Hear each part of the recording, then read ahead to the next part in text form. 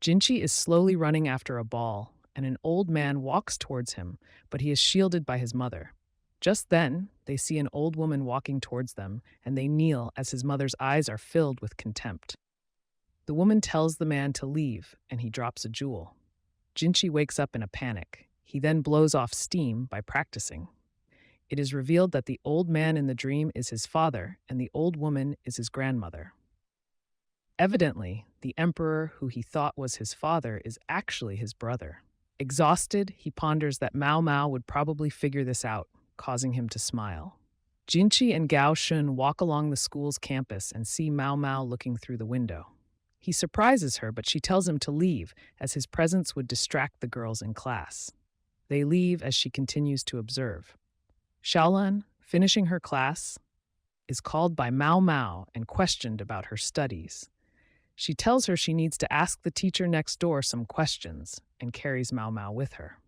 Maomao notices an odd shrine. Xiaolan knocks on the door and is greeted by an old man. As they sit inside, Maomao continues to stare at the shrine, noting its characteristics. The old man sees her interest and denotes that the shrine was built by the people who originally lived there. He explains that the royal mother left the building not wanting to get rid of the old religion. He explains that the shrine hasn't been used in years and probably would never be used again. Maomao, curious, is told by the old man that the previous emperor's brothers all died in the epidemic and one survived. He also goes on to tell her that a doctor used to work there in the past and was curious about it. Maomao then tells him his name is Luomen, telling the man that he is her adopted father. Xiaolan, excited, shows Maomao her work. Later, Lady Jiokuyo is having dinner with the emperor. After testing that the food is not poison, Maomao leaves, but the emperor tells her to accompany him to the shrine. Jinchi, Maomao and the emperor head to the shrine at night, and Maomao is curious about this. The teacher from earlier at the door tells the emperor that he might fail again if he tries this time, leaving Maomao curious. The emperor tells the teacher that Jinchi and Maomao will accompany him, leaving them shocked. Inside there are 3 doors. The emperor tells the teacher that he will choose the green door and carries Maomao and Jinchi. This time they encounter 3 doors, but one is brown with a do not enter sign. The emperor enters through the green door. As they go from door to door, Maomao is exhausted, wishing it would be over soon. Finally, they come to the purple, yellow, and blue door. Maomao notices another door, but the emperor picks the yellow door.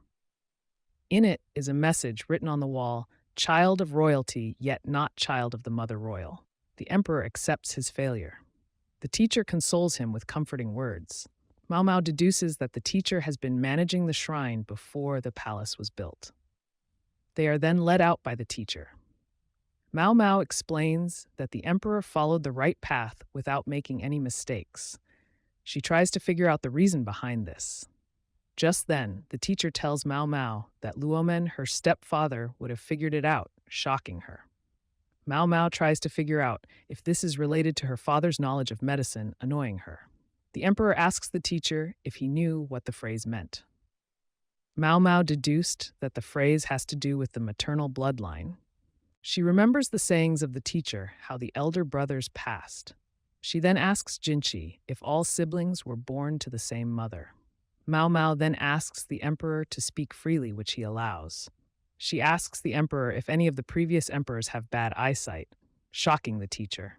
She then asks to go inside the shrine again, and the teacher allows it, but only under the condition that she is either a concubine or a princess. The emperor, thinking out loud, says he could accept her as a concubine, but Jinchi urges him to consider the other concubines. He then tells Jinchi to carry Maomao in. After passing through several doors, they then open the green door to reveal a beautiful view of the top of the shrine. The teacher, congratulating them, explains that in the past the new emperor was chosen at this spot, and they would revisit with their concubine, who would also choose the right path. This would be done by those with the right blood. The emperor is curious, but the teacher lets Maomao explain. She explains to him that the tale tells of people whose eyes can't tell colors apart. She explains how she picked the doors and tells him that 1 in 10 males in the eastern region can't differentiate between red and green. She continues to break down how the door is chosen.